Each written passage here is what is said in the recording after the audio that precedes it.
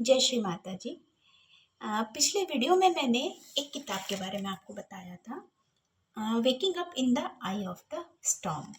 Doctor Kavya Jaiswal द्वारा लिखा गया यह संकलन, मतलब उन्होंने कोई स्टोरी नहीं लिखी है, अपने मन मुताबिक उन्होंने कुछ भी इसमें एक्स्ट्रा ऐड नहीं किया है। ये कोई कल्पित कथा वस्तु नहीं है। ये सूक्ष्म सत्ताओं, दिव्य सत्ताओं के संदेश हैं मानव जाति के कल्याण के लिए।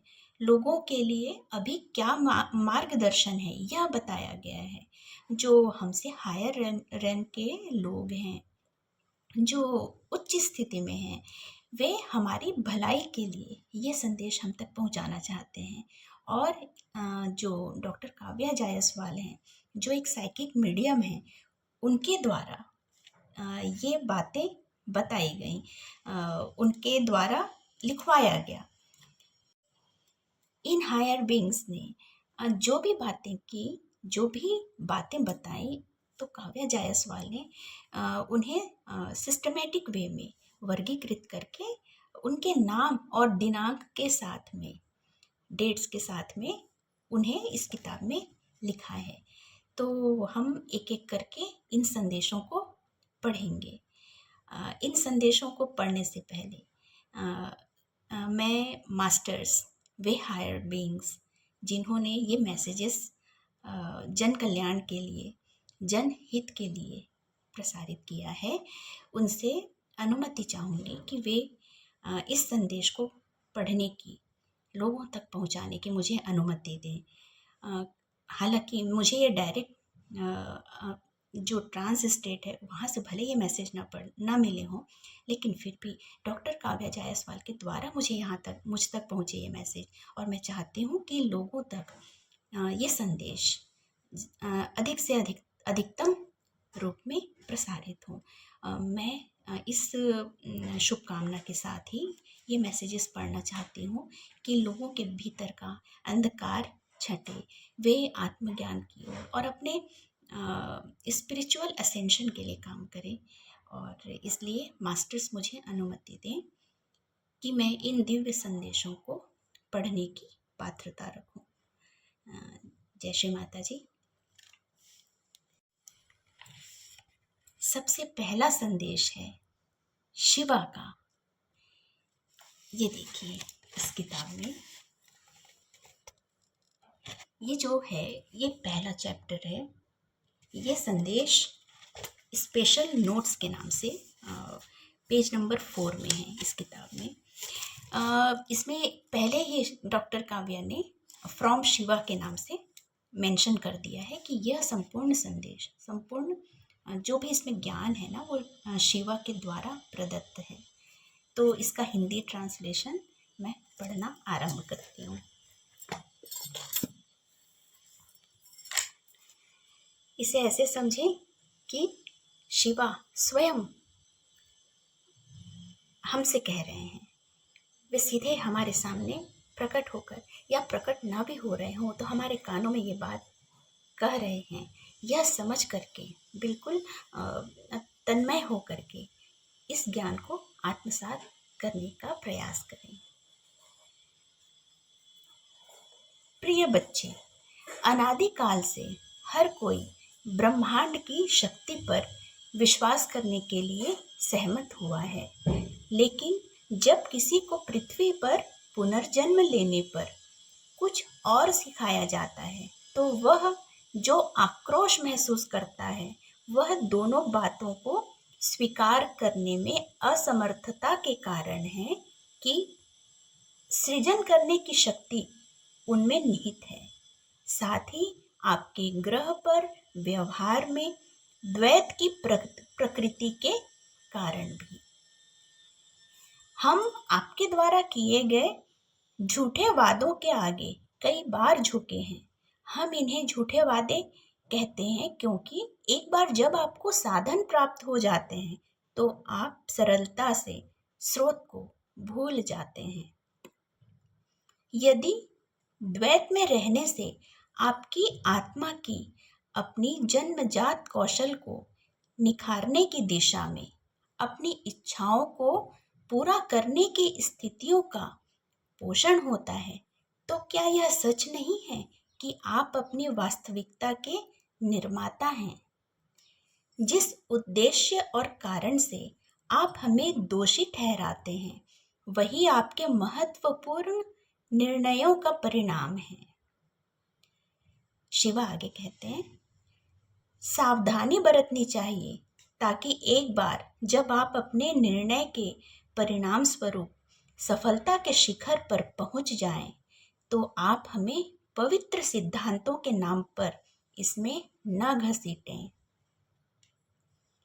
क्या वे आदर्श सिद्धांत केवल हम पर लागू होते हैं, आप पर नहीं? जब आप लालच के साथ खड़े होने की प्रतिज्ञा करते हैं, तो सोने पर सुहागे वाली बात यह है कि आप कभी भी पीछे मुड़कर नहीं देख पाते और उन सिद्धांतों पर विचार नहीं कर पाते जिन पर चलने और निशान छोड़ने का आपने एक बार संकल्प लिया था। शिवा कहते हैं, मेरा विश्वास करें जब मैं कहता हूं कि हम हमेशा आपके आसपास हैं और आपकी सहायता के लिए हमेशा तैयार हैं। आप हाथ जोड़कर हमसे मदद की प्रार्थना करते हैं, लेकिन जब हम ऐसा करते हैं तो आप हमें चंचल कल्पना मानकर खारिज कर देते हैं। आपको क्या लगता है कि आप पृथ्वी पर कहाँ से आए हैं?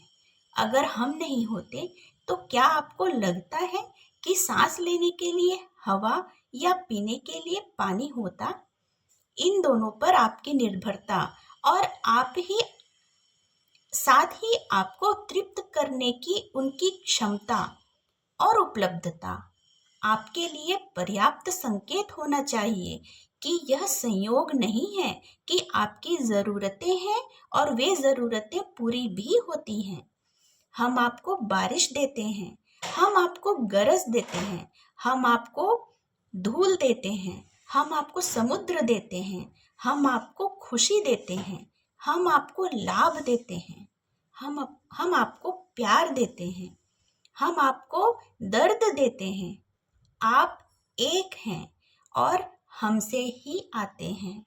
हमारी दुनिया में कोई द्वैत नहीं है और आपका यहाँ स्वागत है। क्या आपने कभी सोचा कि अगर आपको अपनी दुनिया या उस जगह पर अनंत काल तक रहना पड़े जिसे आप अब घर कहते हैं, तो यह कितना ठहराव भरा और अजीब होगा? अगर आपके सारे प्रयास वननेस कॉन्शियसनेस मतलब एकता की चेतना या अद्वैत की स्थिति तक पहुंचने की दिशा में निर्देशित है, तो आप कैसे भूल जाते हैं कि आप कहाँ से आए हैं, इसके सिद्धांत क्या हैं और आप कहाँ लौटने वाले हैं? आपकी याददाश्त को समय समय पर झकझोरने और तराशने की ज़रूरत होती है ताकि आपको याद दिलाया जा सके कि आप यह शरीर नहीं बल्कि आत्मा हैं। जीवन के झरने का शांत और स्पष्ट स्रोत आपकी आत्मा के बीज में स्थित है और भौतिक भूगोल में मतलब फिजिकल ज्योग्राफी में कहीं और इसका अस्तित्व नहीं है। इसलिए इसे कहीं और ढूंढना बंद करें। आपकी दुर्दशा चेतना की उस स्थिति में है जिसे आप स्वीकार करने में असमर्थ हैं कि आप इसका हिस्सा हैं और फिर सत्य को स्वीकार करने में असमर्थता के कारण उस स्थिति से परे जाने में असमर्थ हैं। आप अपने मन के कक्षों में और पृथ्वी पर इसके अस्तित्व में जो भी बकबक करते हैं, वह अस्तित्व के अन्य क्षेत्रों में आपकी प्रगति को रोक देगा। इसलिए अपनी चेतना का विस्तार करना सीखें और फिर सिखाएं और अपनी क्षमताओं के माध्यम से उन सभी चीज़ों को अपने पास आने दें जिन्हें आपने नहीं समझा है, ताकि आप अपने मन की सीमाओं से बाहर निकल सकें। लेकिन याद रखें, उस प्रक्रिया में आपको अपना तार्किक और तर्कशील दिमाग नहीं खोना चाहिए।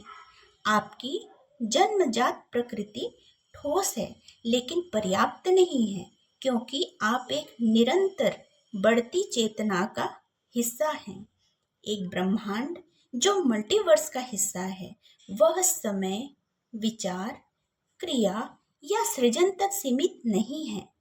आप केवल नए और संभाव आप केवल नए और सभी संभावित के प्रति अपनी ग्रहणशीलता से सीमित हैं, चाहे वह पहले बनाया गया हो या अस्तित्व में हो या न हो।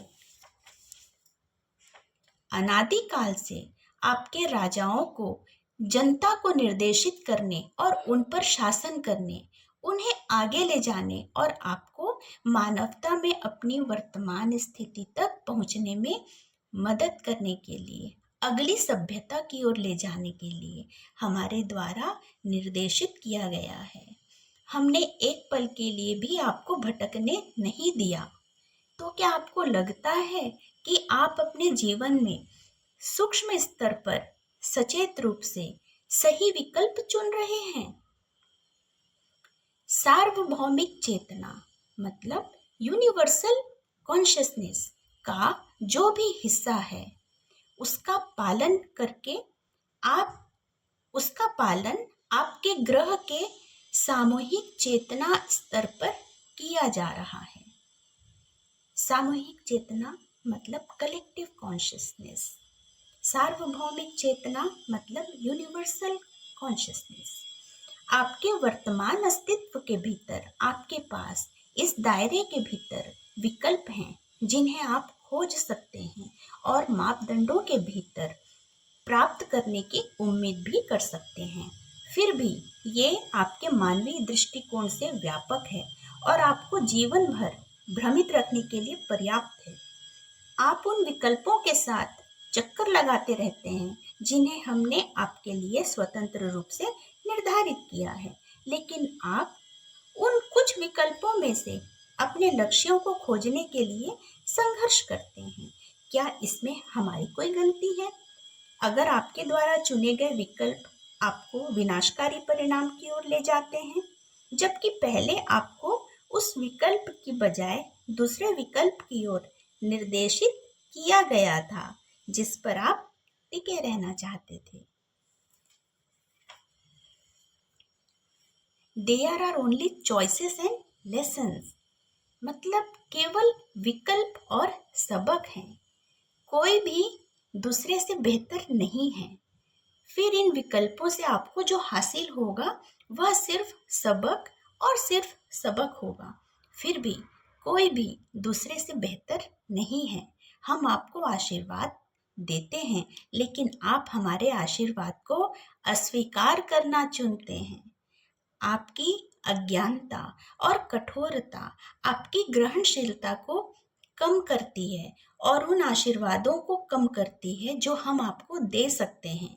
आप कभी अकेले नहीं चल रहे हैं। आपके साथ कई साथी यात्री जुड़े हैं जो उसी नाव में सवार हैं जिसमें आप सवार हैं। फिर भी आप स्वयं को दुखी लोगों का हिस्सा पाते हैं।